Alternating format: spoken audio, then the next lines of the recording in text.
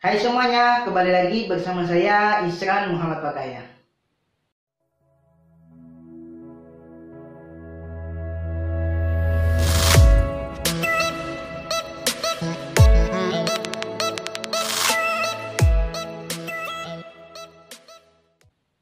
Pada kesempatan kali ini saya akan menjelaskan tentang ketentuan pengabdian untuk AWD LPDP.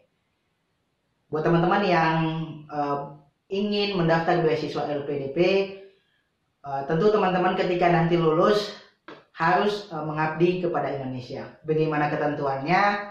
Simak terus tayangan ini. Oh iya, buat teman-teman yang baru bergabung di channel ini, perkenalkan nama saya Isran Muhammad Pakaya. Saya adalah AWD LPDP tahun 2021. Nah, bagaimana sih ketentuan pengabdian jika teman-teman menjadi AWD LPDP nanti? Nah, yang pertama yaitu teman-teman ketika nanti sudah lulus kuliah, sudah selesai dalam mengenyam pendidikan, teman-teman harus kembali dan mengabdi di Indonesia. Jadi teman-teman dibayar menggunakan uang pajak rakyat, menggunakan uang negara, teman-teman dikuliahkan di tempat-tempat terbaik, di universitas-universitas terbaik, universitas top dunia, maka teman-teman harus mengabdi kepada bangsa dan negara ini.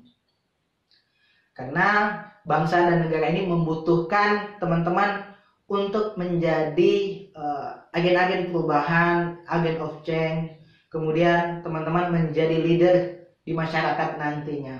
Harapannya akan muncul perubahan-perubahan di tengah-tengah masyarakat.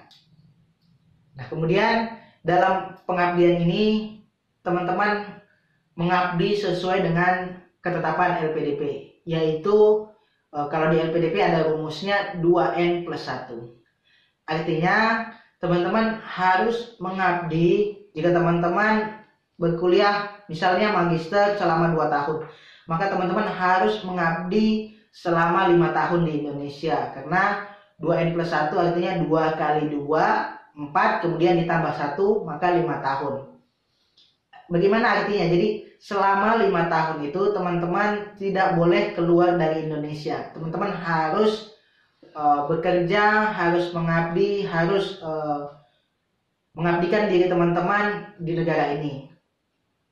Teman-teman akan dilarang untuk menerima pekerjaan atau mencari pekerjaan di luar dari negara Indonesia. Begitu juga teman-teman ketika nanti menempuh pendidikan doktoral mungkin 3-4 tahun, artinya teman-teman harus mengabdi selama 8 hingga 9 tahun di Indonesia. Nah, LPDP sudah bekerja sama dengan Dirjen Imigrasi teman-teman. Jadi akan ketahuan teman-teman jika tidak kembali ke Indonesia. Nah, jika ada laporan-laporan bahwasannya teman-teman tidak kembali ke Indonesia, maka akan ada sanksi-sanksi dari LPDP. Mungkin dari teguran, kemudian bisa punishment.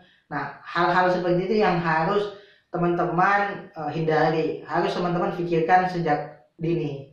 Jadi mungkin teman-teman bisa merenungkan kembali niat teman-teman untuk mendaftar LPDP. Jadi kalau teman-teman mendaftar LPDP, maka teman-teman harus siap untuk kembali ke negara ini. Jangan sampai teman-teman menjadikan LPDP sebagai batu loncatan untuk ke luar negeri, kemudian teman-teman tidak kembali lagi ke Indonesia. Maka itu adalah suatu kesalahan yang besar, teman-teman. Nah, dari hal ini teman-teman silahkan merenungkan kembali, berpikir kembali apakah teman-teman siap dengan persyaratan itu. Tapi bukan tanpa pengecualian ya teman-teman.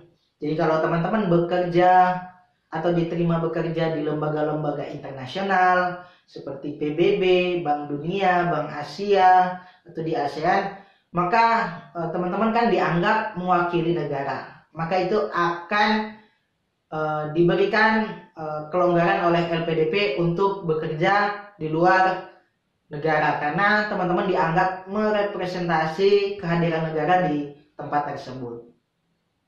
Atau teman-teman bisa juga misalnya teman-teman ingin menjadi seorang akademisi, seorang peneliti yang memang goalnya itu teman-teman harus selesai doktoral.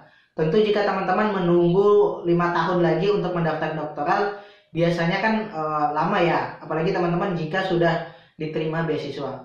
Biasanya LPDP akan memberikan kelonggaran juga, toleransi kepada teman-teman yang memang tujuannya adalah menjadi seorang akademisi atau seorang peneliti. Namun kedua pengecualian tadi tentu harus dengan baik keputusan LPDP teman-teman. Jadi teman-teman tetap harus meminta izin, harus dengan prosedural yang baik menyampaikan hal itu kepada LPDP. Karena teman-teman tahu bahwasanya teman-teman sudah menandatangani kontrak atau surat perjanjian dengan LPDP ketika teman-teman mendaftar. Nah, jika teman-teman melanggar semua itu, tentu kan ada sanksi-sanksi, ada peringatan-peringatan yang akan diberikan oleh LPDP. Nah, itu saja teman-teman sekilas tentang bagaimana ketentuan pengabdian bagi teman-teman yang akan mendaftar beasiswa LPDP. Sekali lagi saya ulangi, teman-teman harus pikirkan secara masak-masak apakah teman-teman siap dengan segala ketentuannya. Mungkin sekian dari saya. Terima kasih teman-teman sudah menonton. Saya akhiri. Assalamualaikum warahmatullahi wabarakatuh.